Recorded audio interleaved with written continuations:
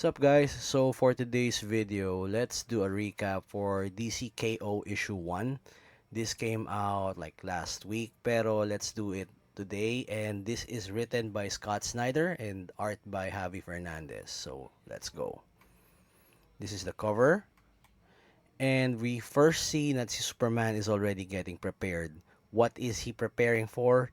We definitely know it's a fight, pero who is he going to fight? We don't know yet. At this point in the story, we just know that he's armed, and it's pretty cool kasi ang sabi dito, he forged them in the fortress years ago after returning from the dead. Knuckles with miniature suns raging inside, angry suns taken from empty universes. So that means it's not just powering him up, but it also will pack a punch.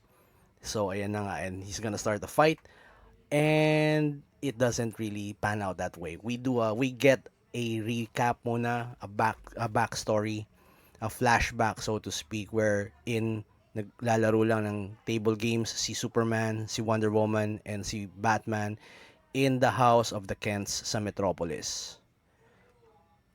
And they are already talking about winning and planning ahead.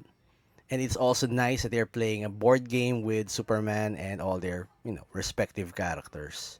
And suddenly there's a red light, and boom, there's a sudden invasion of Darkseid. So Darkseid here is angrier, and he really looks cool. I guess gusto ko yung design na ginawa nila for Darkseid here, and he's just blasting his Omega effect all over the place, and he's wrecking the place, and it's up to Superman, Wonder Woman, and Batman to respond. Syempre, it's always the big three for these kinds of events.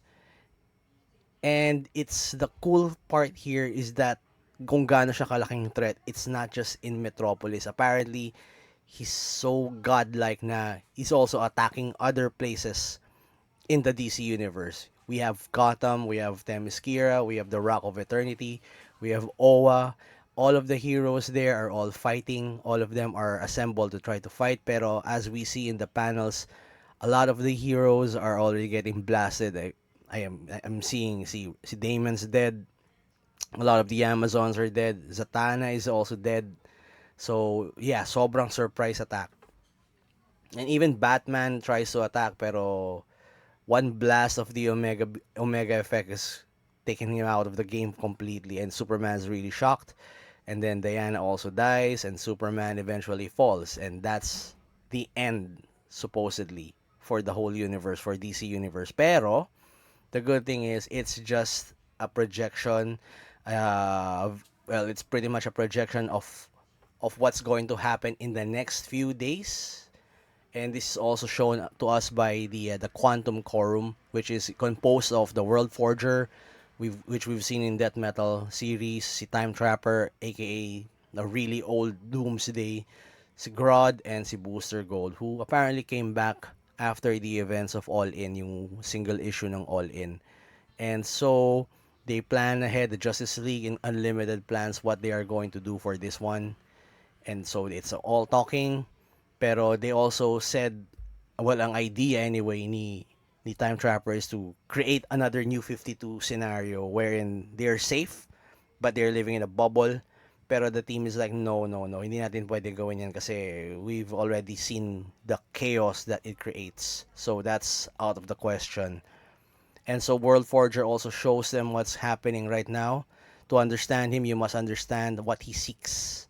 But since its inception, it's the two most power primal of the twin energies we call Alpha and Omega. And Omega energies explained here, which is pretty much the creation of the life energy. Meanwhile, Darkseid is already also looking dun sa Omega powers, so Omega energy, which is also in turn connected dun sa ginagawa niya doon sa first issue or sa All In before Justice League Unlimited when he attacked. Okay?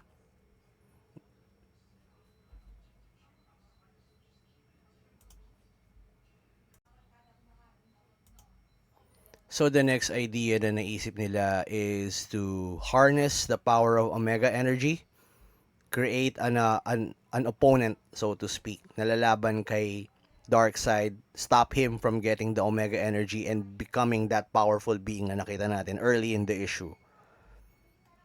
they kind of like the idea, but they also are hesitant, and number one na hesitant dyan ay si Superman. So forget it, we're not doing this. Pero later on, they are the Trinity have to have a meeting, and they have to think na kailangan natin gawin to kasi it's the only way, the only perceived way that they would be able to stop Darkseid from actually, taking over the world. So eventually, they are able to convince Superman, and they are on it. Chapter 2 begins, and so this, by the way, is a POV of the Omega engine. It's surprising, but we're already talking about spoilers here. So yeah, this is the POV. This is the narration of the Omega engine. And yeah, so eto na yung plano nila. So first day, they have a couple of days to work on getting everybody out, clearing the world, so they will be able to do the whole tournament.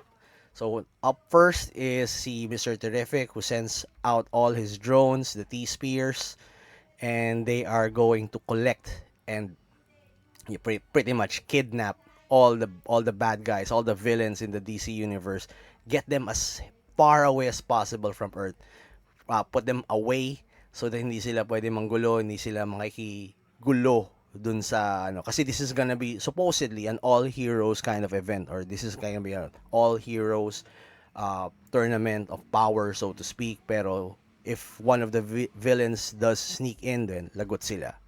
So we can see na kinidnap nila from Arkham Tower sila Joker, Mr. Freeze, Killer Croc, and then from Belle Reeves, King Shark was taken out, Black Manta, who's far away, Nanda Parbat, they take away Lex Luthor, who was just, like chilling there. And then the second day, they have to meet with the leaders, and then they have to convince the world that this is the only way that they would be able to save everybody. And they are successful in managing to convince everybody. On the third day, the delegates chosen speaker. They have to convince the whole world now that they will be taking away everybody out, so that they would be able to do the tournament. And then on the fourth day, all the heroes spend time with their loved ones, with their friends. And you can see Clark is with Jonathan Kent, with Lois Lane, and with Kara, and they're all like chilling and enjoying each other's company. The Green Lanterns are taking a drink, taking a break, and even the Wonder Woman family is also there in Paradise Island, Themyscira, just spending their last few precious moments doing some quality time. And on the fifth day, they prepare for the tournament. They go to war rooms and bunkers and sacred vaults and choose their gear. And what to pick though, when there's no telling what challenges the tournament will bring. So some will go on the offense, and Batman brings out the Justice Buster 2. We don't see it yet, pero it's a pretty cool moment. Then Wonder Woman brings out her God Killer armor, which she says awaken, which is nice. And then we see Cyborg also doing his defensive measures and using the fodder box upgrade, which is really impressive. And then we go back to that scene earlier with Superman, and he's brandishing his gauntlet, so to speak, with the sun, which is again really really cool. And I want to see this more in the coming issues, or maybe even after DCKO, because this is really interesting. And then on the sixth day, it's finally time, and all the heroes go out, and they are going to do the whole tournament na, and they're ready, and they blast a hole with the help, of course, of Booster Gold, who has pretty much soaked up all the Omega energy when he was transported to the Absolute Universe. And they're going down, and then Chapter 3 begins, and again, the Omega engine is like doing the POV, so the blast is just enough to stop the heart for no more than a few hundred seconds. But it's enough to open. So when they wake up, eto na yung laban. Sobrang saya na itong part na to. So we see that everybody is in, it's like a hell scenario. Superman is there. Medyo tattered na yung ano. We don't really see how this happened, pero sobrang ano na yung cape ni Superman. And they are encountering like these giants, these Omega giants, who are all also going to kill whoever crosses their path. And then in this another panel, we see all the good guys. Ha? Ang ganda ng setup. Um, I'm a little weirded out with how small the Justice Buster 2 is kasi if you've read Endgame, Scott Snyder and Greg Capullo did a very massive looking Iron Man, but the Justice Buster there, pero now it's small. It's very small. God Killer armor, I was expecting a little bit more gold, pero yeah, I guess I don't know. It looks fine. It works. And then yeah, kudos also for giving us Swamp Thing in his armored form, and even Detective Chimp has his own like nice armor, and they're all ready to fight. And then the last panel dito sa page ito was also funny because Shazam was gonna get ready to, call out the thunder, but he gets crushed. So, ayun na nga, we get the actual fight and Superman just goes crazy with those Titans and he gets blasted kasi he's starting to forget what the main idea was. And the funny thing is he's getting blasted by Batman himself. And so the heroes are also coming out of their own perspective cells and they begin to fight. Some of them are actually killed right on the spot. So si Adam Strange, he he steps on a mine, sabog, patay na. Next, we also have Jay Garrick, and most of them are also triggering the trap. So may mga Omega Demons na lumabas.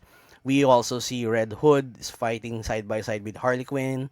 And if you're not familiar with how Harley is now operating, she's now a good guy. So, ayun nga. Tapos Wonder Woman is killing it with those big swords of hers. Even Plastic Man gets to kill a lot of people there. And then the Green Lanterns are also doing good pretty much.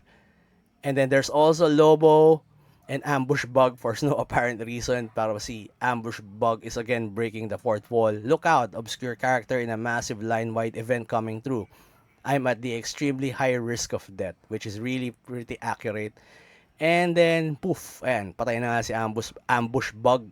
So, there are a couple more other people there. Superman is still going crazy. And then there are a couple of heroes who already managed to go inside the portal just to hit the next stage. And apparently dapat kasama si Batman pero Batman gets hit or gets stabbed behind the back. And wouldn't you know it, there are a couple of villains who managed to get in. We're seeing Lex Luthor, King Shark, Giganta, Joker's here, Cheetah, and I'm sad and I'm surprised that Jarro is here. I'm pretty sure it's Jarro, not Starro, kasi he's pretty small. And siya, parang favorite din yata siya ni Scott Snyder. So, Batman dies, he melts, and Superman just looks like in horror and what's happening. And so Joker and the rest of the villains are also going to try to hit the inside the portal, get into the second stage. And Superman just goes all out, blasting, killing everybody with his heat vision. There are still a couple of people who die, heroes who die. Detective Chimp gets killed. Hal Jordan is also killed. Blue Beetle is also injured by Starro or by Jarro. But there are still a couple who goes inside, and we get to see who are these characters. So name call and random name dropping. We have Joker, we have Star Sapphire, Jay Garrick, Vixen, Green Arrow, the Demon, Etrigan. We have Superman, Cheetah, Hawkman, Lobo, Zatanna, Power Girl, Plastic Man, Batwoman, Jarro or Starro, Big Barda, Lex Luthor, Harley Quinn, King Shark, Aquaman, Black Lightning, Supergirl, Firestorm, Robin is there. I don't know. I think this is Black Canary, and then we also have Captain Atom. This is Swamp Thing, Cyborg, Red Hood, Guy Gardner, Metamorpho, and Wonder Woman. So those are the guys who made it to the next round. And RIP to the rest. We also have this nice page with the Omega engine talking about, and he's pretty much showing himself as the heart of the apocalypse. And we also see what happens to the people or the heroes who die. And as you can see, meron tang statues for the fallen. We have Shazam and we have Blue Beetle there. And then there's also another surprise coming, and it's a teaser for probably the next issue or the next issue, and the absolute heroes are coming. So see absolute Superman, absolute Batman, and absolute Wonder Woman are also joining the fight. But the twist here is that they will be working for Darkseid's side. And then we also get to see that there is a traitor in the midst, and somebody's actually Darkseid has already been there watching them and hearing their plans all along. And ang traitor is none other than Booster Gold. So ayun na nga. And then we skip to the next issue, a teaser for that. And yeah. So yun nga, we're seeing like Lobo with Bane's Venom pumping in his veins. We have Harley, we have Superman who is apparently holding Hawkman's mace, and then Wonder Woman. And then ayan nga, ito na yung breakdown ng mga ano nila. I think this is actually the part where the 32 players would have to fight each other. So it's like Superman, Giganta, Power Girl versus Captain Atom. And ayan, that's it. So next for October, we also have the other issues. So Titans number 28, Superman 31, The Flash, and the Justice League Unlimited number 12. Next month, we're going to have Night Fight number 1, which is going to explain what happened to Batman, saan siya napunta. Although, spoiler alert, we know that he will be fighting the other future Robins who turn into Batman, which is a really nice design. Pretty much also done by Dan Mora. We also have Aquaman 11, Titans number 29. DCKO comes also in November, and then Superman, The Flash, and number 13 of Justice League Unlimited. Anyway, guys, if you like more of these kinds of recaps, feel free to like and subscribe to this channel, and I'll see you in the next video.